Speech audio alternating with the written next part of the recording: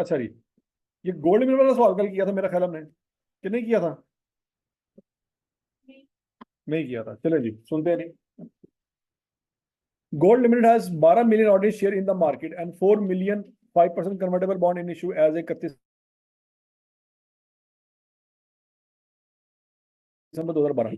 There have been no new issue. Total earning for the period of 2002 was 36 million.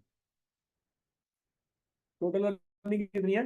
36 million की। तो बच्चों हमारी basic EPS सीधे निकल आएगी ना।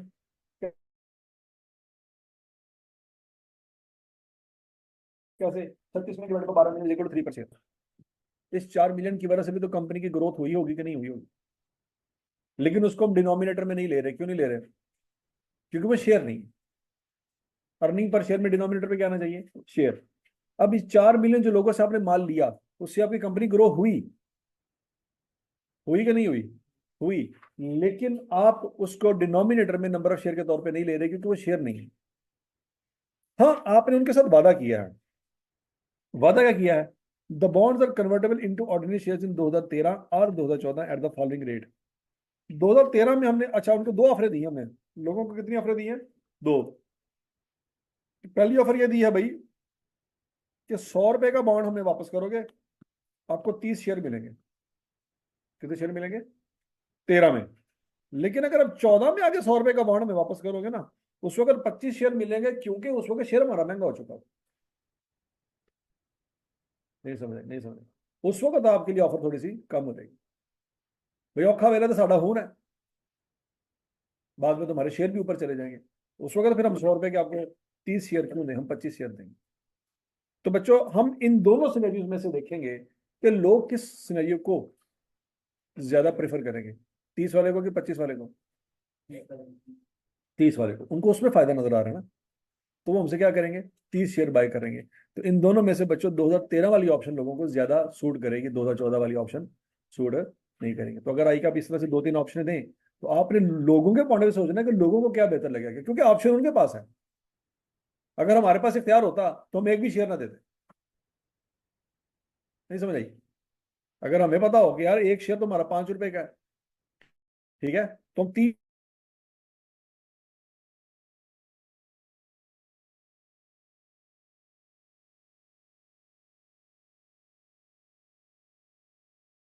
शेयर दे रहे हैं, तो 30 शेयर अगर वैसे 5 5 रुपए के पॉइंट से देखा है। लेकिन मसला यह है कि हमने उनको ऑप्शन दी है। मजबूरी थी, पैसे चाहिए थे, तो हमने उनको ऑप्शन दे दी, भाईजान आप ये कर लेना, ताकि वो हमें पैसे दे दें। समझ आई कि नहीं आई? तो बच्चों अब इस सिनेरियो में हम देखेंगे कि जब वो फ्यूचर में लोग आएंगे, तो वो जो 2 लाख रुपए हमसे इंटरेस्ट लेके जा रहे हैं वो नहीं लेके जा पाएंगे, उसकी बचत हो जाएगी। लेकिन बीच में टैक्स टैक्स वाले आ गए। टैक्स वाले कहते हैं भाईजान 2 लाख के ऊपर 60,000 इंटरेस्ट तो हमारा है। तो हमारी कंपनी को कितनी सेविंग होगी फिर? 140।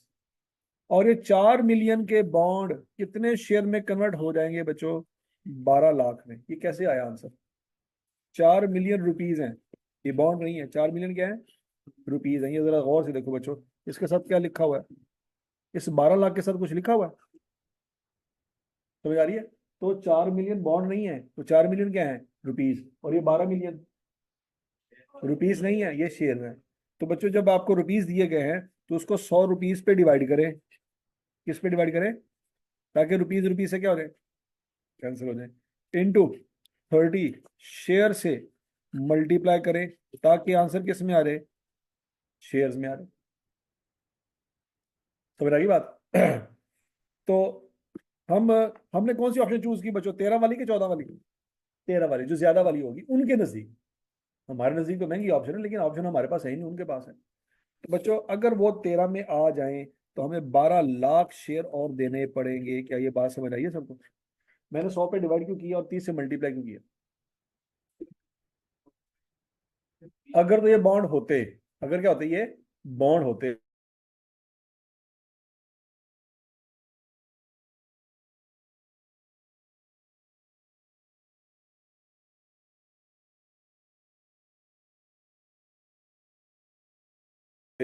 तो बच्चों उसको सीधा सीधा मैं 30 से मल्टीप्लाई करता, क्या करता, एक बॉन्ड जरूर 30 कर लेता, अल्लाह खैर। लेकिन मसला ये, उसने बॉन्ड हमें दिया नहीं इस साल में, उसने 100 रुपये, उसने 4 मिलियन रुपीज दिए हैं। तो बच्चों फिर उसको क्या करेंगे? पहले बॉन्ड में कन्वर्ट करेंगे। 4 मिलियन रुपीज को किस पे डिवाइड करेंगे? 100 रुपीज पे। डिवाइड करके आंसर क्या आएगा? 4 मिलियन को 100 पे डिवाइड करो, 4 लाख, 40,000। इसका मतलब है 100 100 रुपए वाले 40,000 बॉन्ड मार्केट में चल रहे हैं। कितने बॉन्ड बॉन्ड मार्केट में चल रहे हैं? 40,000। और एक बॉन्ड जो वापस करेगा उसको 30 शेयर देंगे, तो 40,000 को जरा 30 से मल्टीप्लाई करो, 12 लाख शेयर हमारे बनते हैं। तो 12 लाख शेयर हम निकाल सकते थे अगर सवाल में आईकैप ने बॉन्ड दिया होता। आईकैप ने बॉन्ड नहीं दिया, उसने क्या दिए हैं? अमाउंट दी है। तो अमाउंट को शेयर में कैसे कन्वर्ट करेंगे, ये बात समझ आ रही है? बोलो बोलो बोलो बोलो। ठीक हो गया बच्चों? अच्छा, अब बच्चों फ्यूचर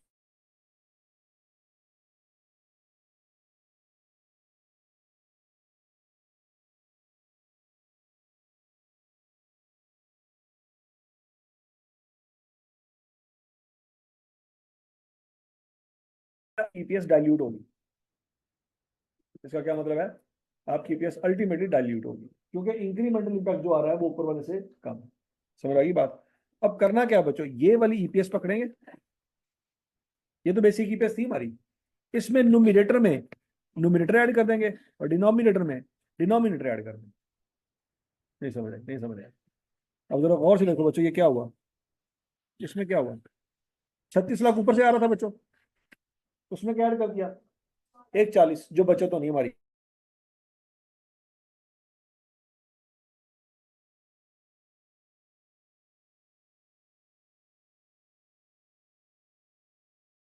ये 12 लाख ऊपर से आ रहा था। तरीका समझ आया बच्चों?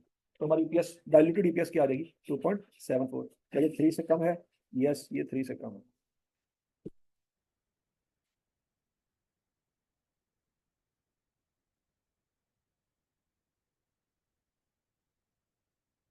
यहाँ तक की बात लगी बच्चों? The additional number of shares is calculated on the assumption that they were in issue from the beginning of the year or from the date of issue, whichever is later। जिस वक्त आपने इशू किए हैं, अगर तो current year में issue किए हैं, तो करंट ईयर में जिस वक्त इशू किए हैं उससे ऑनवर्ड चलेंगे। मतलब फर्ज करो करंट ईयर में आपने 1 मई को इशू किए हैं, तो उन पैसों के ऊपर इंटरेस्ट फिर आपने साल का तो नहीं ना पे किया होगा। उन पैसों पर इंटरेस्ट आपने 8 महीनों का पे किया होगा, तो ऊपर फिर 8 महीनों का इंटरेस्ट आना है। तो नीचे फिर शेयर भी 8/12 करके आएंगे। नहीं समझ आई? नहीं समझ आई? ऊपर से देखो, यहां पे आपने बच्चों जो अपनी सेविंग की है 1 40 की, ये साल की है, 6 महीनों की, 8 महीनों की है, कि 9 महीनों की है? ये साल की है। तो नीचे शेयर भी हम अज्यूम करेंगे कि पूरे 12 महीने आउटस्टैंडिंग रहेंगे। अगर वो कहता है कि भाईजान ये जो आपने बॉन्ड इशू किए हैं ना, ये बॉन्ड आपने इशू किए हैं 1 मई को, ये 40 मिलियन का जो 40 लाख रुपए का जो माल इकट्ठा किया है, ये माल 1 जनवरी को पैसे इकट्ठे नहीं किए। आपने पैसे कब इकट्ठे किए थे? 1 मई को इकट्ठे किए थे। तो बच्चों इसका मतलब है फिर इस साल में इसके ऊपर इंटरेस्ट आपने 2 लाख रुपए का तो नहीं पे किया होगा। 4 मिलियन इंटू 5% इंटू 8/12 किया होगा, इस साल जो इंटरेस्ट आपने पे किया होगा। समझ आइए? तो आप फिर उतने ही इंटरेस्ट की सेविंग रिकॉर्ड करेंगे, और नीचे नंबर ऑफ शेयर भी फिर 8/12 करके रिकॉर्ड करेंगे। नहीं समझे? If new convertibles are issued during the course of the year, the additional number of shares and earning adjustments are included only from the time that convertibles were issued। अगर तो 1 मई को issue किया तो फिर 8/12 करना पड़ेगा आपको, सेविंग में भी और नंबर ऑफ शेयर में भी, क्योंकि मुफ्त वाले शेयर तो है नहीं, इससे पैसे आए हैं आपके। तो पैसे जब आते हैं तो उन चीजों के साथ क्या लगता है? टाइम का फैक्टर लगता है। याद आया कुछ कुछ? अब सिल्वर लिमिटेड का सवाल है बच्चों, ध्यान से। Silver limited has 10 million ordinary shares in issue on 1 जनवरी 2015। साल के पहले दिन कितने शेयर मार्केट में घूम रहे थे? 10 million. There has been no new issue of share for several years. कई साल हो गया मजीद शेयर का भी इशू किए ही नहीं हमने। How the company issued 2 million of convertible 6% redeemable preference share. Redeemable का मतलब क्या है? ये 4 5 साल बाद आएंगे, इनको हम ऑप्शन देंगे। इनरिडीमेबल को ऑप्शन नहीं देते हम, रिडीमेबल वालों को ऑप्शन देंगे। इनरिडीमेबल को भाई कहेंगे कि जब भाई कंपनी बंद होगी तो पैसे लेने हैं, उसके अलावा पैसे कोई नहीं। यहां तक की बात लगी? तो रिडीमेबल को हमने ऑप्शन दिया है कि 2 मिलियन है, अब ये 2 मिलियन शेयर है बच्चों के, रुपीज है, ये रुपीज है, ये बात समझ लगी। ऑन 1 अप्रैल 2015 तक these are convertible into ordinary share at the following rate. 25 share मिलेंगे हर 100 रुपए का, अगर आप ये रिडीमेबल आना है। यार इसको ठीक करो, ये रिडीमेबल है, इसको ठीक करो।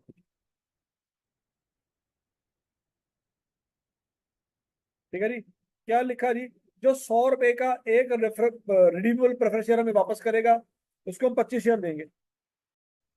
और 2019 में जो 100 रुपए का एक शेयर हमें वापस करेगा, उसको हम कितने शेयर देंगे? 20 शेयर देंगे। लेकिन बच्चों इस साल में इन शेयर्स के ऊपर, इस पैसे के ऊपर, क्या हमने पूरे साल का इंटरेस्ट पे किया होगा? अच्छा, इसमें डिविडेंड पे करना है कि इंटरेस्ट? आवाज नहीं आई, क्यों, कैसे पता लगा?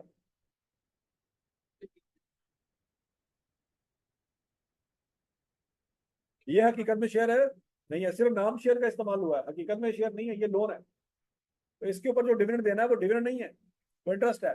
और इसमें जो इंटरेस्ट देना है वो साल का नहीं है। हमने इशू कब किए थे? ये कब, अप्रैल को। तो क्या उनको हम जनवरी फरवरी मार्च का भी इंटरेस्ट पे करेंगे? हम उनको जनवरी फरवरी मार्च का इंटरेस्ट पे नहीं करेंगे। नहीं समझ रहे, नहीं समझ रहे, क्लियर है? अच्छा बच्चों, अब जरा गौर से देखो, हमारी अर्निंग है जी 40.87 मिलियन, नोमिनेटर पे आ जाएगा 40.87, और नीचे आ जाएगा 10 मिलियन शेयर। तो बेसिक ईपीएस आ जाएगी 4.09। आ गई 4.09 तक, किसी को कोई मसला? लेकिन बच्चों, इस पैसे से हमारी कंपनी में रिसोर्सेज में इजाफा हुआ कि नहीं हुआ? हमारी कंपनी की ग्रोथ हुई, लेकिन नीचे नंबर ऑफ शेयर कोई नहीं आया, क्योंकि ये ऑर्डिनरी शेयर थे ही नहीं, ये तो प्रेफरेंस शेयर। ओके, लेकिन इस पैसों से हमारी कंपनी में इजाफा पहले दिन नहीं हुआ। कब हुआ? इन पैसों से हमारी कंपनी में इजाफा कब हुआ? यकम अप्रैल को। तो बच्चों, ऊपर अर्निंग में जो सेविंग होनी है वो भी यकम अप्रैल से काउंट होगी, और नीचे जो नंबर ऑफ शेयर आएंगे वो भी यकम अप्रैल से, मतलब 8/12 करके आएंगे। यहां तक की बात में लगी। अब बच्चों अगला पॉइंट, 2 मिलियन इंटू 6% इंटू 9/12, इतने की बचत होनी है। यही बात समझ रही है? नहीं समझ रही? 2 मिलियन का लिए 6%, क्या आंसर आता है?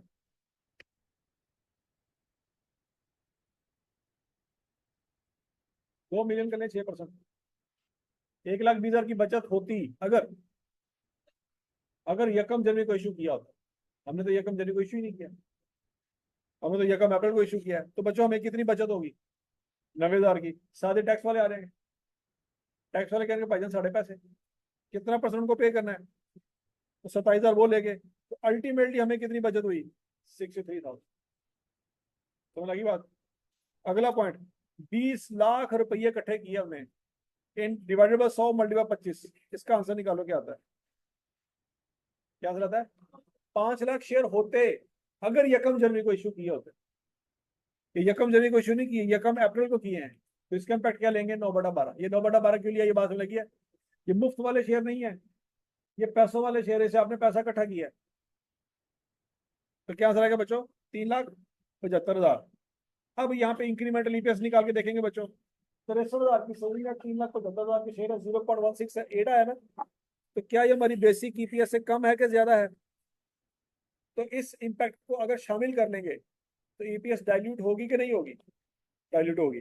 तो बच्चों, करना क्या है, ऊपर वाली जो फिगर लिखी हुई है ना, उसको लेके आओ नीचे, लेकिन उसमें दोनों इंपैक्ट शामिल कर लो, ऊपर भी और नीचे भी। समझ आया?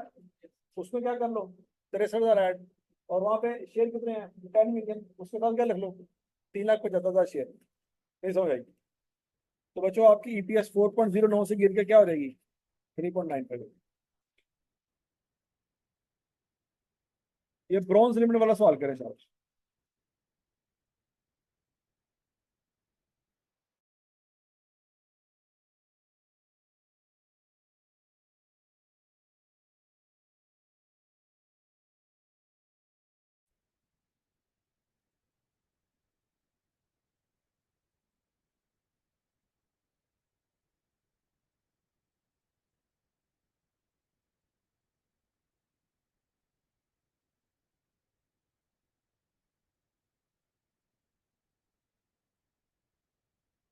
हाँ भाई, हो गया।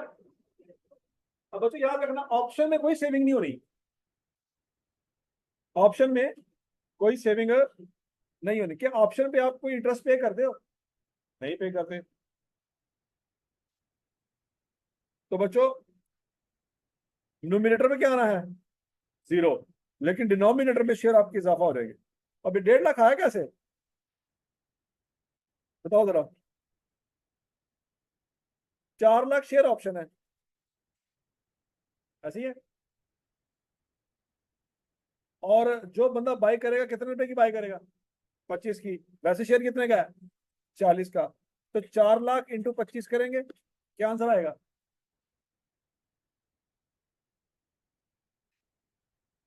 अमाउंट दसो। 10 मिलियन। अब ये 10 मिलियन इकट्ठा किया जा सकता है। अगर हर शेयर 40 रुपए का इशू करते तो कितने शेयर इशू करने पड़ते? 25 लाख।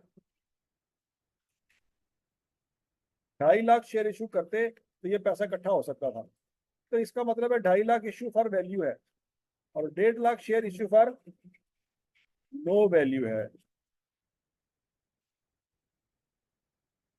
यहाँ तक की बात लगी है। तो ये शेयर तो जब वो बाई करेंगे उस वक्त से ऑनवर्ड उसका इम्पैक्ट आएगा ना। लेकिन ये शेयर मुफ्त के हैं, इसका इम्पैक्ट माजी में भी जाएगा। इन शेयर्स का इम्पैक्ट आपने लेना है। और बच्चों याद रखना, ये चूंकि मुफ्त के शेयर हैं, सादल फाज में ये बोनस शेयर है। बोनस शेयर के साथ कभी टाइम फैक्टर नहीं आता। बोनस शेयर के साथ कभी टाइम फैक्टर है नहीं आता। ये चाहे यकम अप्रैल को इशू करें, यकम जुलाई को इशू करें, यकम नवंबर को इशू करें, इसके साथ कोई इम्पैक्ट नहीं आना। बात लगी है। हाँ, ये शेयर 2.5 लाख शेयर इशू होने के बाद होने हैं। तो 2.5 लाख शेयर का जो इम्पैक्ट आना है रेलिवेंट ईयर में, इसका भी फिर उसके हिसाब से इम्पैक्ट आना रेलिवेंट ईयर में, जो टोटल करके रेशो निकाला करते थे, याद है ना। लेकिन फिलहाल तो 1.5 लाख का इम्पैक्ट आएगा यहाँ पे। तो बच्चों आंसर क्या आएगा? 4.85। तो बात समझ आई है। अब यहाँ पे बच्चों इंक्रीमेंटल ईपीएस निकालने की जरूरत नहीं है हमें। क्यों नहीं है? क्योंकि वो जीरो आनी है, हमें पता है। न्यूमिनेटर जीरो है, डिनोमिनेटर जो मर्जी लिखे, आंसर जीरो आना। तो इंक्रीमेंटल ईपीएस निकालने का कोई फायदा है नहीं। और समझ लगी बच्चों? सारी एग्जाम्पल हो गई है। एग्जाम्पल 1 2 3 4। उसके बाद बच्चों एंटी डाइल्यूशन। एंटी डाइल्यूशन क्या है? कि जब बेसिक ईपीएस आपकी 4 आए और डाइल्यूटेड ईपीएस आपकी 5 आ रहे, तो फिर बताने का फायदा कोई नहीं। उससे शेयर होल्डर क्या हो जाएगा? शोखा हो जाएगा। तो शेयर होल्डर को शोखा नहीं करो। क्यों? कि अगर कल को 5 ना हुई, तुसी तो पे जाना है। नहीं समझा रही? हमेशा शेयर होल्डर को क्या दिखाओ? वर्स्ट केस सिनेरियो दिखाओ, ताकि वो आपकी इज्जत करता रहे। ज्यादा आ जाएगी, वो खुश होगा आपके बारे में। लेकिन अगर आपने बता दी ज्यादा और ना आई ना, उन्होंने कहा जा तेरे नाले ते लाना, जितना तू सीए कीता है। सारू तू कही 5 रुपये कमावांगे असं, लेकिन तू तेरे चक्कर से बैठे रहे। 4.5 कमाए हैं, तो जो 0.5 ऊपर कमाए उसकी कोई इज्जत नहीं है। वो जो 0.5 नीचे रह गया ना, उसकी बेइज्जती है। नहीं समझ आ रही? तो एंटी डाइल्यूटेड ईपीएस कभी भी हम नहीं बताएंगे। तो वो कैलकुलेट जरूर करेंगे देखने के लिए कि ऊपर जा रही है कि नीचे जा रही है। अगर बेसिक ईपीएस यहाँ से ऊपर चला गया ना, वो नहीं बताएंगे। नहीं समझ आई? नहीं समझ।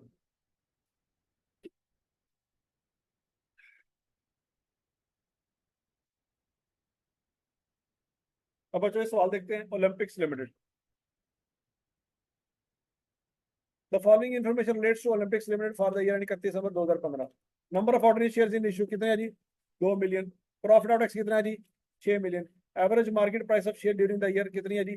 80 रुपए। Potential ordinary shares. अब 2 3 हमने लोगों से वादे किए हुए हैं। पहला वादा किया ऑप्शन का, 6 lakh option with an exercise price of 60। लोगों को कहा है भाई जब 6 लाख शेयर ले लेना। कितने रुपए के? इस वक्त कितने के हैं? तरीका समझ आ रहा है ना क्या निकालेंगे? और ऑप्शन सबसे पहले आती है बच्चों, क्योंकि क्यों? उसकी इंक्रीमेंटल ईपीएस जीरो होती है। सबसे ज्यादा डायल्यूशन में इम्पैक्ट ऑप्शन का होता है हमेशा। न्यूमिनेटर पे कख भी नहीं है, डिनोमिनेटर में जो मर्जी लिखे आंसर जीरो ही आना। अगला point, 1,000,007% convertible preference share of ₹10 each. अब बच्चों मुझे ये बताओ, ये जो 1,000,000 है, ये रुपीज है कि शेयर है? ये तो तुम बेड़ा गर्क करना पेपर से। क्या ये शेयर है कि रुपीज है? ये शेयर्स है, इसको रुपीज नहीं समझना। रुपीज अगर होगा तो बच्चों लिखा होगा, नजर आ रहा है?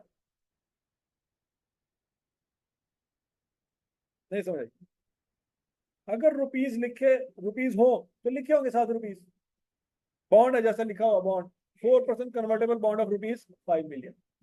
अच्छा बच्चों, इसमें बचत होगी कि नहीं होगी आपको? अब बोलो तो सही। इसमें भी बचत होगी, बोला क्यों? क्योंकि ऊपर वाला भी लोन है, नीचे वाला भी लोन है। ऊपर वाला रिडीमेबल प्रेफरेंस शेयर है और नीचे वाला बॉन्ड है। उसमें भी इंटरेस्ट पे करते हैं, नीचे वाले पे भी इंटरेस्ट पे करते हैं। क्या यहाँ तक की बात लगी है? Each preference share is convertible into 2018 into ordinary shares at rate of 3 ordinary shares for every 10 preference share.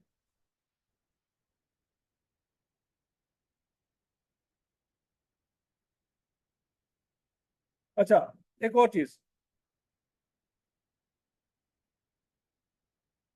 if there is no information then assume that preference share are irredeemable। ये बात याद रखनी है। हम क्या assume करेंगे?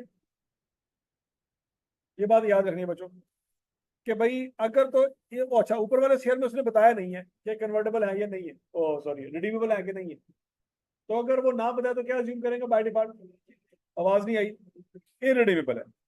तो हम उनके इरिडीमेबल शेयर को ऑर्डिनरी शेयर में कन्वर्ट करके उनको दे देंगे, पैसे नहीं देंगे उनको। तो बात समझ आ रही कि नहीं आ रही? उनको पैसे नहीं देंगे। रेशियो में भी हमने बच्चों ऐसे ही जूम करना है। रेशियो में भी अगर हमें प्रेफरेंस शेयर ना बताया जाए रखे रिडीमेबल है या इनरिडीमेबल है, बाय डिफॉल्ट क्या जूम करेंगे? भी है इनरिडीमेबल है। अच्छा, अब इनरिडीमेबल का मतलब ये हुआ कि इसके ऊपर जो इंटरेस्ट बनता है वो इंटरेस्ट नहीं है, वो डिविडेंड है। और वो जो डिविडेंड है वो प्रॉफिट में से ऑलरेडी माइनस हो चुका है या करना है। वो नहीं हुआ, नहीं है वो, अभी बाकी करना है। यहां तक की बात लगी है?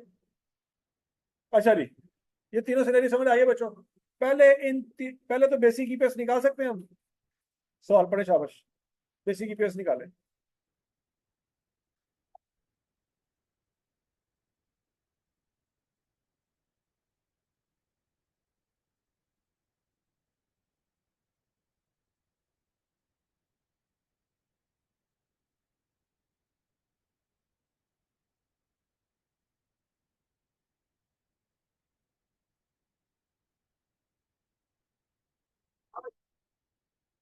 ईपीएस निकालिए। बोलो बोलो बोलो, शाबाश। क्या है ये जी? 2.65 ऐसी है। हमारा फार्मूला क्या है? Profit after tax minus preference dividend of irredeemable preference share, ऐसी है, डिवाइडेड बाय 2 मिलियन शेयर। तो आंसर क्या रहेगा? 2.65। ये सबने आंसर निकाल दिया। अब बच्चों बारी बारी हमने तमाम चीजों की, अच्छा इससे पहले जितनी एग्जांपल की थी, हर एग्जांपल में एक ही मसला था। हर एग्जांपल में एक ही मसला था, या तो ऑप्शन का था, या बॉन्ड का था, या प्रेफरेंस शेयर का था। अब तीनों इकट्ठे आ गए। जब तीनों मसले इकट्ठे आ जाएंगे तो बच्चे तीनों की रैंकिंग करेंगे। क्या करेंगे? रैंकिंग। सबसे पहले हम क्या करेंगे जी? सवाल में बात क्या हुई है? ऑप्शन, फिर प्रेफरेंस शेयर, और फिर कन्वर्टेबल बॉन्ड। तीनों को बच्चों उसी सीक्वेंस में लेके चलेंगे। सबसे पहले ऑप्शन। ऑप्शन में बच्चों याद रखना, अर्निंग में तो कोई इजाफा नहीं होना। क्या होना है? अर्निंग तो जीरो है। नीचे नंबर ऑफ शेयर कैसे निकालेंगे? कैसे निकालेंगे बच्चों? 6 लाख इंटू 60 रुपए, कितना पैसा इकट्ठा होगा? 36 लाख। अगर वो 36 लाख रुपए 80 के हिसाब से इकट्ठा करते तो कितने शेयर इश्यू करने पड़ते? 4.5 लाख। इसका मतलब है 1.5 लाख शेयर ऐसे हैं जो मुफ्त में है। 1.5 लाख शेयर ऐसे हैं जो मुफ्त में है। तो 0 डिवाइडेड बाय 1.5 लाख, आंसर क्या आएगा? 0। इसकी रैंकिंग हमेशा सबसे पहले नंबर पे होगी। ये मैंने क्या निकाला? Incremental EPS. इसकी इंक्रीमेंट हुई थी, इसकी आई है 0। ये डाइल्यूटिव इंपैक्ट रखती है, हमेशा डाइल्यूटिव इंपैक्ट होगा इसका। तो इसकी क्या रैंकिंग क्या होगी, पहले नंबर पे। अगला रैंकिंग समझ आ रही कि नहीं आ रही, कि इसको बेसिक ईपीएस में सबसे पहले ऐड करना है। रैंकिंग से क्या मुराद है कि बेसिक ईपीएस में सबसे पहले इसको एडजस्ट करना। अगला पॉइंट, उसके बाद क्या आ रहा है बच्चों, कन्वर्टेबल प्रेफरेंस शेयर। अब सोच समझ के जवाब देना। इन शेयर के ऊपर आप डिविडेंड जो देने जा रहे हैं और आप ये अज्यूम कर रहे हैं कि इनरिडीमेबल है, तो क्या इसके ऊपर टैक्स की छूट होगी? इसके ऊपर टैक्स वाले आपको कोई टैक्स काटेंगे?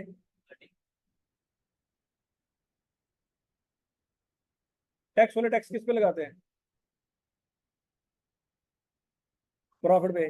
तो ये वाले पैसे तो प्रॉफिट के बाद माइनस हो रहे हैं, ये पहले माइनस हो रहे हैं। भाई इंटरेस्ट के ऊपर टैक्स वाले बचत करते हैं, अलाउंस इंटरेस्ट का है। ये जो प्रेफरेंस शेयर के ऊपर जो आप डिविडेंड देते हो, जो इनरिडीमेबल होते हैं, उसके ऊपर टैक्स वाले कोई छूट नहीं देंगे आप। नहीं समझ आ रही, नहीं समझ आ रही, अब बोलो तो सही। और चलो बोलो तो सही। ग्रॉस प्रॉफिट होता है बच्चों, फर्ज करो उसमें आप ऑपरेटिंग ऑपरेटिंग एक्सपेंस माइनस करते हो, फर्ज करो 3 लाख रुपया, तो प्रॉफिट बिफोर टैक्स क्या होता है, 2 लाख। इस पे टैक्स लग जाता है, फर्ज करो 30%, क्या आंसर आएगा? तो ये क्या आता है, कितना आएगा? इसमें से इनरिडीमेबल प्रेफरेंस शेयर का डिविडेंड, फर्ज करो आपने 40 बांट दिया, तो ऑर्डिनरी शेयर होल्डर को कितने पैसे मिलेंगे, 1 लाख। ये 40,000 कल को बच जाता है, तो टैक्स वाले इसके ऊपर कल को आपको अलग से टैक्स लगाएंगे नहीं, वो ऑलरेडी इस पे लगा चुके हैं। और बोलो तो सही, जो आप ऊपर एक्सपेंस इंटरेस्ट का रिकॉर्ड करते हो ना, उस पे आपको क्या हो सकता है, टैक्स का सामना करना पड़ सकता है। लेकिन जो आप प्रॉफिट आफ्टर टैक्स के बाद कोई चीज दे रहे हो, उसके ऊपर कोई टैक्स का चक्कर नहीं है, वो टैक्स से पाक है।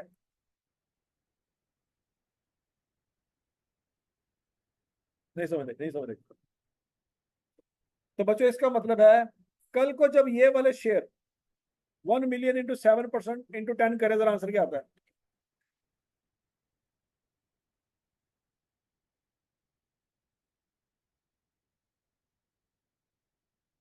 आवाज नहीं आई। कल को जब ये इन बंदों को आप ऑर्डिनरी शेयर दे दोगे, कितने रुपए की बचत होगी?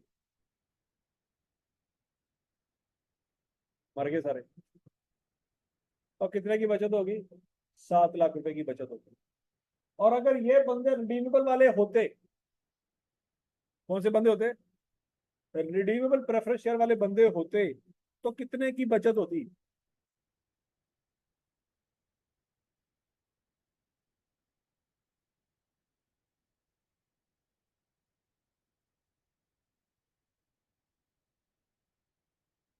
$4,90,000। ये बात समझ आई है? नहीं समझ आई, नहीं समझ आई, नहीं समझ आई। अगर ये रिडीमेबल वाले होते, तो 7 लाख इनको जो पे कर रहे होते, वो कहाँ लिखे होते, वो कहाँ लिखे होते, इस ऑपरेटिंग एक्सपेंस में लिखे होते। ऐसी है। तो अगर वो बच जाते, तो हमारा प्रॉफिट बढ़ जाता, 7 लाख से हमारा प्रॉफिट है बढ़ जाता। लेकिन टैक्स वाले आ जाते, टैक्स वाले कहते भाईजान, ये जो 7 लाख आपका प्रॉफिट बढ़ा, इसमें से हमारा हिस्सा, वो कितना ले जाते, कितनी मोड़ बनती है, 2,10,000। तो हमारी जेब में कितना था, हमारी जेब में 7 लाख तो ना आता। तो समझ आई है? अगर यही लोग इररिडीमेबल वाले होते, तो 7 लाख बच जाएंगे, क्योंकि वो टैक्स वालों की नजर से बच गया। और अगर ये रिडीमेबल वाले होते, तो हमारी जेब में 7 लाख नहीं आना, 490 आना। नहीं समझ आई, नहीं समझ आई। क्लियर है? अच्छा नहीं, बरल बच्चों 7 लाख की बचत हो गई है, ऊपर क्या लिखेंगे, 7 लाख करके देख लो।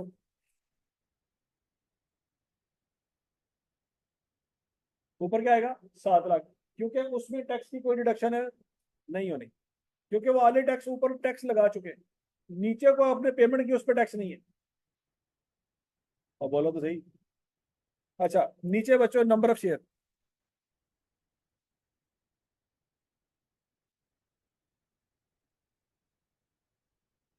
इसके बारे में हमने क्या कहा था कि जिसके पास 10 शेयर होंगे उसको कितने ऑर्डिनरी शेयर देंगे, 3। तो मुझे बताओ कितने ऑर्डिनरी शेयर बन सकते हैं।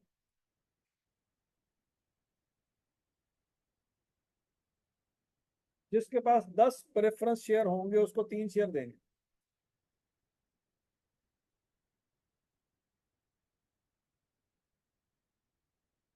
यानी 3 लाख। तो बच्चों नीचे आएगा 3 लाख, करके देख लो ये 3 लाख है कि नहीं है।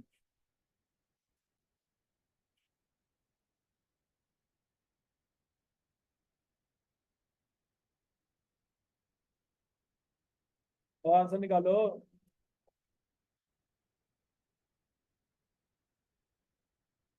क्या आंसर आएगा? 2.33। बच्चों क्या ये आपकी बेसिक ईपीएस से कम है कि नहीं है? बेसिक ईपीएस क्या है? 2.65। क्या ये बेसिक ईपीएस से कम है? Yes. It is also dilutive. ये भी क्या है? डाइल्यूटिव। अब तीसरी ऑप्शन है कि कन्वर्टेबल बॉन्ड। अब सोचो, कन्वर्टेबल बॉन्ड है 4%, और बॉन्ड की अमाउंट दी गई है या नंबर ऑफ बॉन्ड दिए गए हैं आपको? अमाउंट दी गई कितनी? 5 million. Each bond is convertible in 2019 into ordinary share at the rate of 20 new shares for every rupee 100 of bond। जो 100 रुपए का बॉन्ड वापस करेगा उसको कितने शेयर मिलेंगे? 20 शेयर मिलेंगे। तो बच्चों मुझे आपने बताना है कि बॉन्ड जब शेयर में कन्वर्ट हो जाएंगे कितने रुपए की बचत होगी और कितने नए शेयर इशू करने पड़ेंगे। जल्दी करें।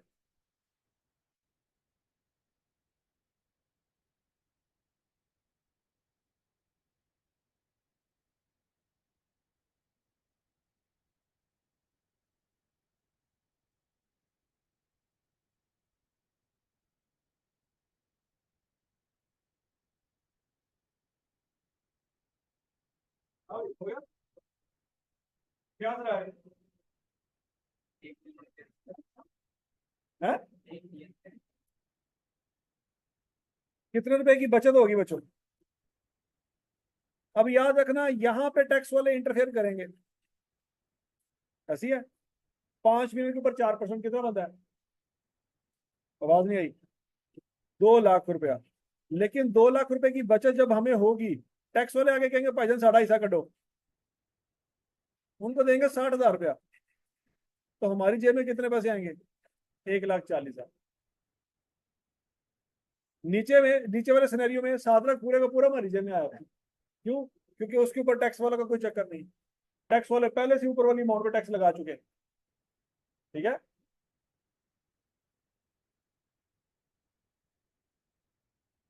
अच्छा जी अगला पॉइंट। 5 मिलियन रुपये हैं और उसने कहा 100 रुपये वापस करोगे तो 20 शेयर मिलेंगे। तो बच्चों 5 million divided by 100 multiply by 20, क्या आंसर आएगा? तो 1,40,000 को बच्चों किस पे डिवाइड करेंगे? 1 मिलियन पे। आंसर क्या आएगा? 0.14। अब तीन आपके पास इंक्रीमेंटल ईपीएस आए।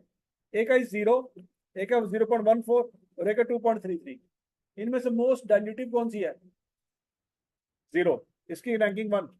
उसके बाद दूसरी मोस्ट डाइल्यूटिव 0.14, इसकी रैंकिंग 2।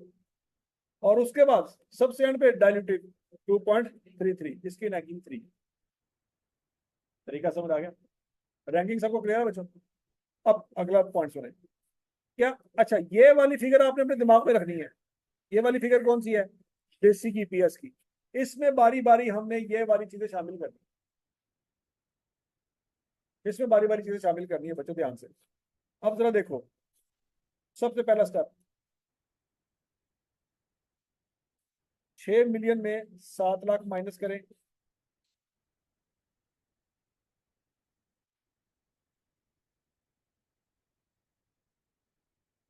तो बच्चों क्या रहेगा?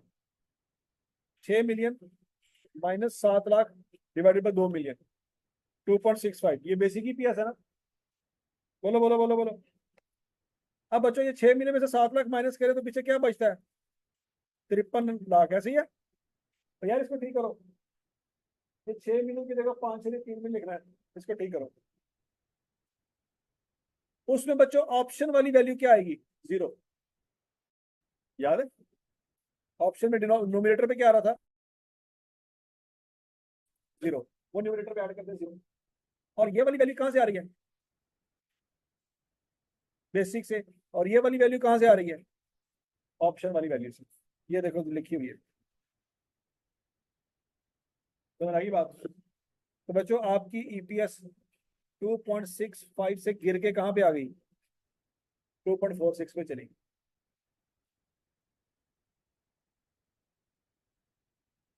अब समझ आ गई? अब बोलो तो सही। अब अगला पॉइंट। अब अगला पॉइंट है बच्चों, ऑप्शन के बाद किसको ऐड करना है? बॉन्ड को या प्रेफरेंस शेयर को?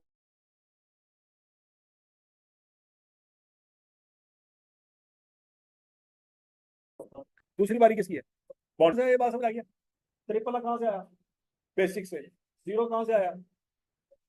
ऑप्शन से। अब बीच में बॉन्ड भी आ जाएंगे बच्चों। बॉन्ड में ऊपर क्या लिखा हुआ था? 140। याद आया कुछ कुछ? वो 140 यहाँ पे लिखेंगे। ये कहां से आया बच्चों? बेसिक से। ये कहां से आया? ऑप्शन है। ये 150 आना चाहिए। इसको भी ठीक करो भाई। ये 150 आना चाहिए, 125 की।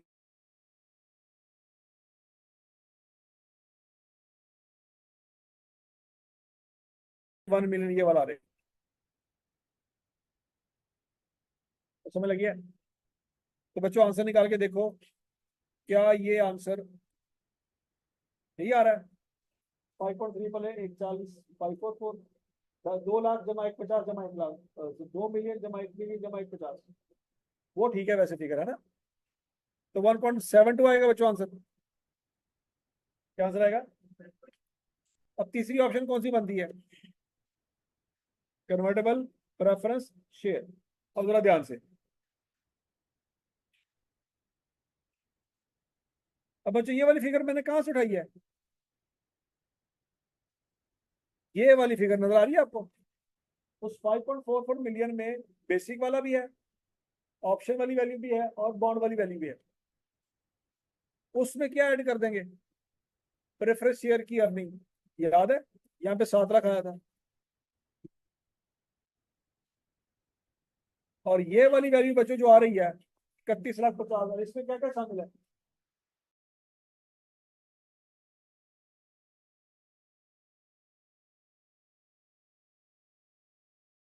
समझ आई? उसमें क्या करेंगे? प्रेफरेंस शेयर वाले शेयर कितने बनते हैं? 3 लाख। वो 3 लाख यहाँ पे ऐड कर देंगे। नहीं समझ आई? नहीं समझ आई? तो बच्चों जब आप आंसर यहाँ पे निकालेंगे तो एंटी डाइल्यूटिव आ रहा है। मतलब बेसिक से तो कम है, लेकिन 1.72 से क्या हो गया है? ज्यादा हो गया। तो बेसिक से तो कम है ना?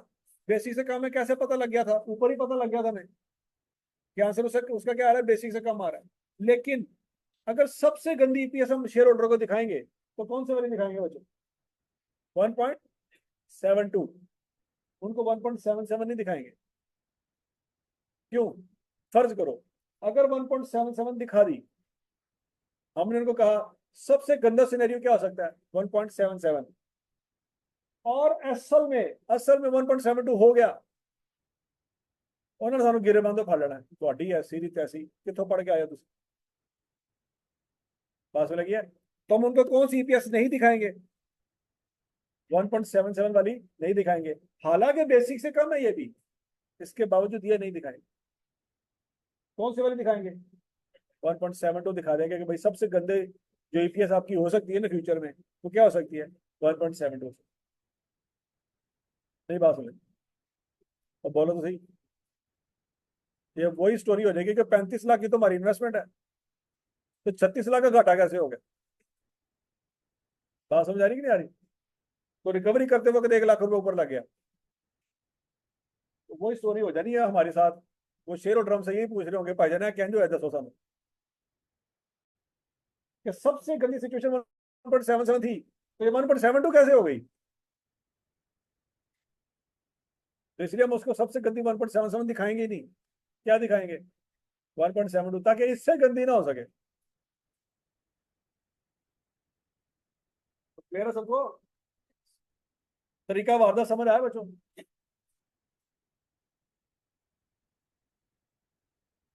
अच्छा जी बच्चों, ये एग्जाम्पल नंबर 7 है। ये आपने होमवर्क में आज करनी है। कर लोगे? चलो शाबाश।